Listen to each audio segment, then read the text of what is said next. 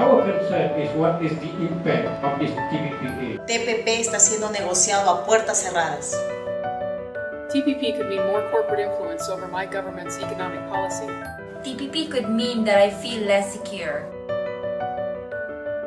TPP could mean that global corporations pit worker against worker in a race to the bottom. TPP nos haría más difícil organizar a los trabajadores. TPP could mean fewer work opportunities for local residents. El TPP significaría menos dinero para cubrir las necesidades de mi familia. TPP significaría tener medicamentos más caros. TPP could mean companies write my country's food labels and safety standards. TPP significaría comida nociva y contaminación ambiental. TPP is a trade and globalization agreement between 12 countries.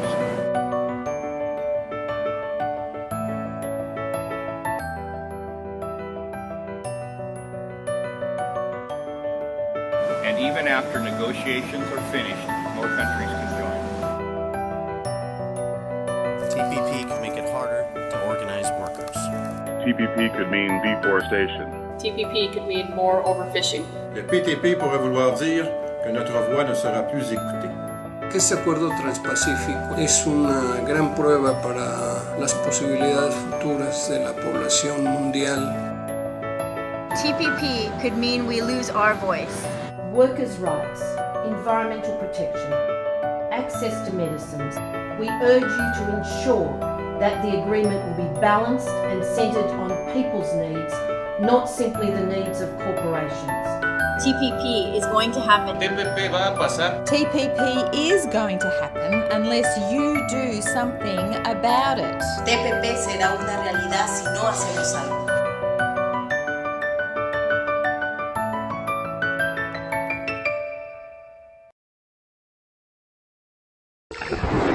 The biggest threat to the internet you've probably never heard of. The TPP is the Trans-Pacific Partnership Agreement.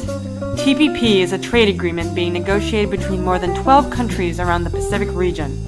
It has more than 26 chapters, and it covers a broad spectrum of issues, from trade of dairy, meat, textiles, and automobiles, to financial regulation, to labor regulations, and more.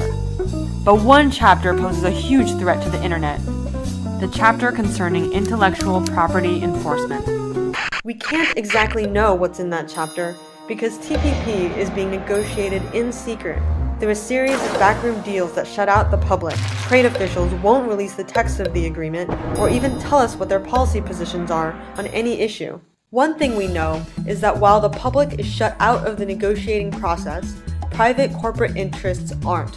In particular, big content industries are spending ginormous amounts of money in lobbying to convince policymakers that more aggressive and draconian copyright laws will lead to more innovation, more creativity, and more jobs. But in reality, that just isn't the case. If adopted, the copyright enforcement measures proposed in the TPP could make the internet intimidating and repressive. Users will be afraid to view, share, and interact with digital content. An early version of the text has been leaked, and you should be worried about what's inside.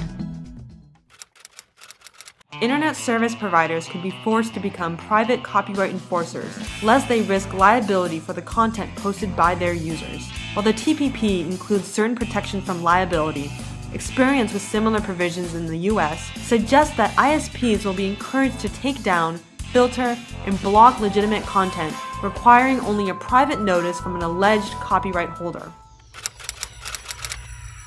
The copyright industry is obsessed with restricting users from tinkering with devices and content, out of the fear that people will then use them for copyright infringing purposes. So what they do is install digital rights management software, or DRM, on devices to limit what users can do. Despite growing evidence that DRM does much more harm than good, this prevents consumers from unlocking their phones to change telecom carriers. Artists, like documentary filmmakers, who break encryption on a DVD or sample online streaming videos could face legal threats, even if the videos they create are legal. People with visual or reading disabilities can be prevented from changing the format of books and movies to make them more accessible. Not only that, DRM, backed by the full force of the law, can be used to stifle competition. For example, a company can block unauthorized software or content from working with their devices just by enabling DRM. Corporations claim that DRM is necessary to fight copyright infringement online and keep consumers safe from viruses. But there's no evidence that